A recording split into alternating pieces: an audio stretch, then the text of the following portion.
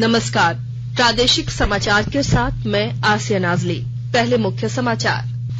मुख्यमंत्री हेमंत सोरेन आज करेंगे राज्य मंत्रिपरिषद की बैठक, कई अहम प्रस्तावों पर लगेगी मुहर। केंद्रीय स्वास्थ्य मंत्रालय ने ओमिक्रॉन के बढ़ते संक्रमण को देखते हुए परीक्षण क्षमता बढ़ाने का दिया निर्देश। राज्यवासियों को ठंड से नहीं मिलेगी फिलहाल राहत, सुबह में रहेगा धुंध और कोहरा। और भारत और दक्षिण अफ्रीका के बीच आईसीसी क्रिकेट विश्व कप सुपर लीग सीरीज का पहला एक दिवसीय मैच आज। और समाचारों से पहले एक जरूरी संदेश। देश के कई हिस्सों में कोविड का संक्रमण तेजी से बढ़ रहा है।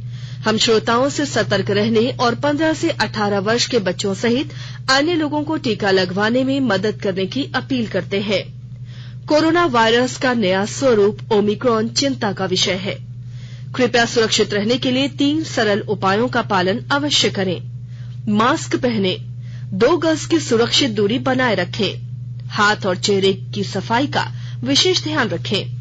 कोविड संबंधी किसी भी जानकारी और सलाह के लिए राष्ट्रीय हेल्पलाइन नंबर 011-2397-8046 और 1075 पर संपर्क करें। वहीं राज्य हेल्पलाइन नंबर 104 डायल कर किसी भी समस्या का त्वरित समाधान लिया जा सकता है। और अब समाचार विस्तार से।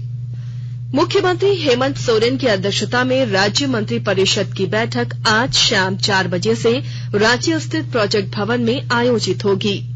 कैबिनेट बैठक में राज्य के 64,000 पारा शिक्षकों को ईपीएफ का लाभ मिलने, सेवा शर्त नियमावली प्रस्ताव को मंजूरी, राज्य के गरीब राशन कार्ड धारियों को 25 रुपए प्रति लीटर पेट्रोल सब्सिडी के लिए ऐप लॉन्च करने समेत कई महत्वपूर्ण फैसलों पर निर्णय लिया जा सकता है।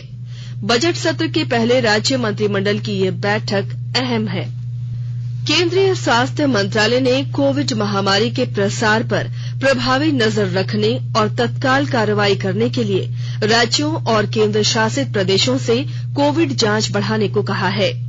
राज्यों और केंद्र शासित प्रदेशों को लिखे पत्र में अपर सचिव आरती आहूजा ने कुछ क्षेत्रों में संक्रमण दर में वृद्धि को देखते हुए सलाह दी है कि वे इस पहलू पर तुरंत ध्यान दें और नीतिगत स्तर पर परीक्षण बढ़ाएं।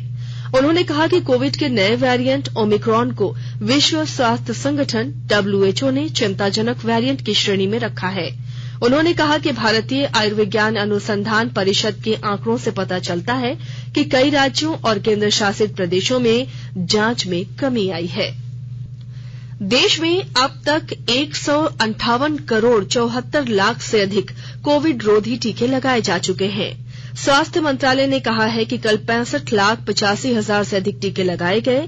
देश में 10 जनवरी से अब तक 56,42,000 से अधिक स्वास्थ्य कर्मियों, अग्रिम पंक्ति के कार्यकर्ताओं और 60 साल या उससे अधिक उम्र के नागरिकों को एहतियाती टीका लगाया जा चुका है। केंद्रीय स्वास्थ्य मंत्री मनसुख मांडविया ने इस वर्ग में सभी पात्र लोगों को जल्द से जल्द एहतियाती टीका लगवाने की अपील की है। राज्य में बढ़ते कोरोना संक्रमण के बीच राहत की खबर है। पिछले 24 घंटों में राज्य में 2,514 नए मामलों की पुष्टि हुई। वहीं ठीक होने वाले की संख्या 3,898 रही। सबसे ज्यादा 1,222 संक्रमितों ने रांची जिले में संक्रमण को मात दी, जबकि पूर्वी सिंहभूम से 1,081, हजारीबाग से 171, धनबाद से 154, रामगढ़ से 139 और चतरा से 125 लोगों की रिपोर्ट निगेटिव आई है। इधर सर्वाधिक 829 संक्रमित रांची में, पूर्वी सिंहभूम में 542, दुमका में 145 और धनबाद में 135 की रिपोर्ट में संक्रमण की पुष्टि हुई। वहीं पूर्वी सिंहभूम जिले में कोरोना से 3 और रामगढ़ में 1 मौत हुई है। राज्य में सक्रिय मामलों की संख्या 28,586 है और कोरोना से स्वस्थ होने की दर 91.76% है। 15 से 18 वर्ष की आयु के 50% से अधिक बच्चों को कोविड रोधी टीके की पहली डोज दी जा चुकी है। स्वास्थ्य मंत्री मनसुख मांडविया ने इसके लिए बच्चों की प्रशंसा करते हुए कहा कि टीकाकरण के प्रति उनके उत्साह ने देश भर में लोगों को प्रेरित किया है। झारखंड लोक सेवा आयोग जेपीएससी की 7वीं से 10वीं मुख्य परीक्षा को लेकर झारखंड उच्च न्यायालय में जस्टिस राजेश शंकर की अदालत में सुनवाई हुई। दोनों पक्षों की बहस पूरी होने के बाद अदालत ने अपना फैसला सुरक्षित रख लिया है। इस मामले में अदालत अपना फैसला 25 जनवरी को सुनाएगी। इधर आयोग ने 28 जनवरी से 7वीं जेपीएससी की मुख्य परीक्षा की तिथि घोषित कर दी है। मुख्य न्यायाधीश डॉ रवि रंजन और जस्टिस एसएन प्रसाद की बेंच ने मुख्य परीक्षा की तारीख 28 जनवरी से पहले मामले में सुनवाई पूरी कर आदेश जारी रखने का निर्देश दिया है। परीक्षा पे चर्चा का 5वां संस्करण फरवरी में आयोजित किया जाएगा। परीक्षा पे चर्चा में शामिल होने के लिए प्रतियोगिता पिछले साल 28 दिसंबर से 20 जनवरी तक माई गॉव पोर्टल पर शुरू की गई थी। इस प्रतियोगिता के विजेताओं को परीक्षा पे चर्चा में भाग लेने के लिए व्यक्तिगत रूप से बुलाया जा सकता है। उन्हें प्रधानमंत्री नरेंद्र मोदी से बातचीत का मौका भी मिल सकता है। प्रतियोगिता में शिक्षक भी भाग ले सकते हैं। अमृत महोत्सव के तहत आकाशवाणी के साप्ताहिक क्विज में आइए आप भी शामिल हों। आजादी के 75 वर्षों का पर्व अमृत महोत्सव प्रत्येक बुधवार शाम 7 बजे प्रसारित होने वाले प्रादेशिक समाचार के दौरान पूछे गए प्रश्न का सही उत्तर देने वाले एक प्रतिभागी इनाम का हकदार होगा। इसके लिए सुनते रहें आकाशवाणी रांची का प्रसारण।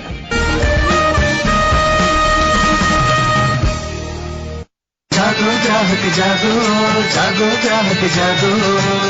आजादी का अमृत महोत्सव के लिए सभी उपभोक्ताओं को शुभकामनाएं। हॉलमार्क सोने की शुद्धता सुनिश्चित करता है। हमेशा हॉलमार्क वाले सोने के आभूषण खरीदें। उपभोक्ता किसी भी शिकायत के लिए कृपया राष्ट्रीय उपभोक्ता हेल्पलाइन टोल फ्री नंबर 14404 पर संपर्क करें। उपभोक्ता मामले विभाग भारत सरकार द्वारा जनहित में जारी। जानो अपने अधिकारों को, अपने हक पहचानो, बेईमानों को सबक सिखाओ, ग्राहक अब तो जागो, जागो ग्राहक जागो, जागो ग्राहक जागो।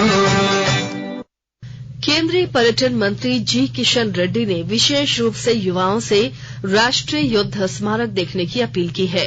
श्री रेड्डी ने कहा कि सभी राज्यों और विश्वविद्यालयों के विद्यार्थियों को राष्ट्रीय युद्ध स्मारक जाना चाहिए, जो सभी के अंदर देशभक्ति का जोश भर देता है। श्री रेड्डी ने राष्ट्र के लिए बलिदान करने वाले शहीदों को कल राष्ट्रीय युद्ध स्मारक में रिट्रीट समारोह में श्रद्धांजलि दी। आकाशवाणी के ताजा तरीन समाचारों के लिए आप हमारी वेबसाइट newsonair.com पर लॉग इन कर सकते हैं। ताजा समाचार Twitter handle @AIR news alerts और Facebook page All India Radio news पर भी उपलब्ध है। आप प्रादेशिक समाचार एकांश के Twitter handle @AIR news_ Ranchi और फेसबुक, इंस्टाग्राम पेज तथा YouTube channel AIR news Ranchi पर भी हमारे बुलेटिन सुन सकते हैं।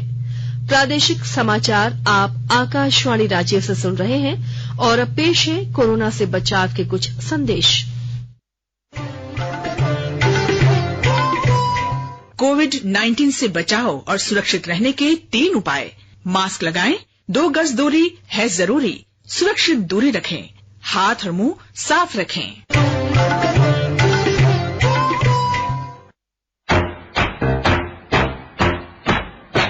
चलो मिलकर एक शुरुआत करें, चलो एक फैसला आज करें, मास्क नहीं तो टोकेंगे, कोरोना को रोकेंगे, चलो एक वादा करते हैं, चलो कुछ वादा करते हैं, मास्क नहीं तो टोकेंगे, कोरोना को रोकेंगे।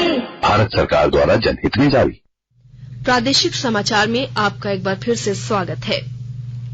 झारखंड के लोगों को अभी ठंड से राहत नहीं मिलने वाली है। मौसम विभाग ने राज्य के कई जिलों में न्यूनतम पारा 8 डिग्री सेल्सियस तक रहने का अनुमान जताया है। मौसम विभाग के अनुसार पूरे राज्य में सुबह में कोहरा या धुंध रहेगा। राजधानी रांची समेत राज्य के कई जिलों में कुहासा और तेज हवा चलने से ठंड बढ़ गई है। मौसम विभाग ने अगले 3 दिनों तक राज्य में सुबह में कोहरा या धुंध रहने के कारण ठंड रहने की चेतावनी जारी की है। वहीं 22 जनवरी से ही राज्य के कई हिस्सों में बारिश होगी, जो अगले दिन भी जारी रहेगी। मौसम विभाग ने 24 जनवरी को सुबह में कोहरा या धुंध के बाद दोपहर में आंशिक तौर पर बादल छाए रहने की संभावना जताई है। खूंटी जिले में मुरहू थाना क्षेत्र अंतर्गत पुलिस ने लगातार अभियान चलाकर 10 एकड़ से ज्यादा भूमि पर लगे अफीम की खेती को नष्ट कर दिया है। और जानकारी के साथ हमारी खूंटी संवाददाता। खूंटी जिले की मुरहू थाना अंतर्गत पुलिस के द्वारा लगातार 2 दिनों तक अभियान चलाकर 10 एकड़ से ज्यादा भूमि पर लगी अफीम की खेती को नष्ट किया गया। थाना प्रभारी विक्रांत कुमार की अगुवाई में पुलिस जवानों ने मुरहू प्रखंड के बगमा, कठलटोली और डोलडा क्षेत्र में अभियान चलाया। थाना प्रभारी ने बताया कि संबंधित जमीन मालिक पर कार्रवाई की तैयारी की जा रही है। जमीन के मालिक की पहचान को लेकर अंचल कर्मी संबंधित भूमि मालिक की जांच कर रहे हैं। अफीम की खेती पर अंकुश को लेकर प्रशासनिक अमला पूरी तरह से तैयार है। थाना प्रभारी ने आम लोगों से भी अफीम की खेती पर अंकुश लगाने को लेकर मदद की अपील की है। ज्योत्सना शीला, आकाशवाणी समाचार, खूंटी। गोड्डा जिला के महगामा अंचल के हनवारा के कई स्थानों पर जिला प्रशासन ने अतिक्रमण और अवैध कब्जा हटाने को लेकर अभियान चलाया। प्रशासन ने यहां 38 से अधिक लोगों को अवैध कब्जे और जमीन का अतिक्रमण हटाने को लेकर पहले ही नोटिस दिया था। प्रशासन ने बताया कि अवैध अतिक्रमण को हटाने का खर्च भी अतिक्रमणकारियों से ही वसूला जाएगा। रामगढ़ पुलिस और बरकाकाना रेल पुलिस ने ट्रेडमार्क कंपनियों के सामानों की नकल कर बाजार में बेचे जाने की सूचना पर संयुक्त रूप से छापेमारी की। बरकाकाना जंक्शन परिसर में फिल्टर हाउस के समीप अनिल साव नाम के व्यक्ति के आवास पर छापेमारी कर बड़े पैमाने में विभिन्न ट्रेडमार्क कंपनियों की नकल कर बनाए गए नकली सामानों को बरामद किया गया है। भारत और दक्षिण अफ्रीका के बीच आईसीसी क्रिकेट विश्व कप सुपर लीग सीरीज के अंतर्गत 3 एक दिवसीय क्रिकेट मैचों की श्रृंखला का पहला मैच आज पार्ल में बोलैंड पार्क में खेला जाएगा। यह मैच भारतीय समय के अनुसार दिन में 2 बजे शुरू होगा। केएल राहुल को 3 एक दिवसीय क्रिकेट मैचों के लिए भारतीय टीम का कप्तान बनाया गया है। रोहित शर्मा चोट लगने के बाद अभी स्वस्थ नहीं हो पाए हैं। पार्ल में श्रृंखला के पहले 2 मैच खेले जाएंगे। दक्षिण अफ्रीका ने भारत को टेस्ट श्रृंखला में 2-1 से हराया था। ट्रिनिदाद और टोबैगो में आईसीसी अंडर 19 क्रिकेट विश्व कप के ग्रुप बी के दूसरे मैच में आज भारत का सामना आयरलैंड से होगा। पहले मैच में टीम इंडिया ने दक्षिण अफ्रीका पर 45 रन से जीत दर्ज की थी।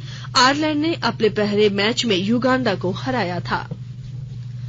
और अब अखबारों की सुर्खियां। राज्य से प्रकाशित होने वाले लगभग सभी अखबारों ने टेरर फंडिंग मामले में आधुनिक ग्रुप के पूर्व एमडी को एनआईए द्वारा कोलकाता से गिरफ्तार किए जाने की खबर को प्रमुखता से प्रकाशित किया है। प्रभात खबर ने लिखा है एचईसी का प्रदर्शन खराब और कोल इंडिया का बेहतरीन। वहीं हिन्दुस्तान ने अपनी सुर्खियों में कैबिनेट बैठक में पारा शिक्षकों को मिल सकता है ईपीएफ का लाभ खबर को शामिल किया है।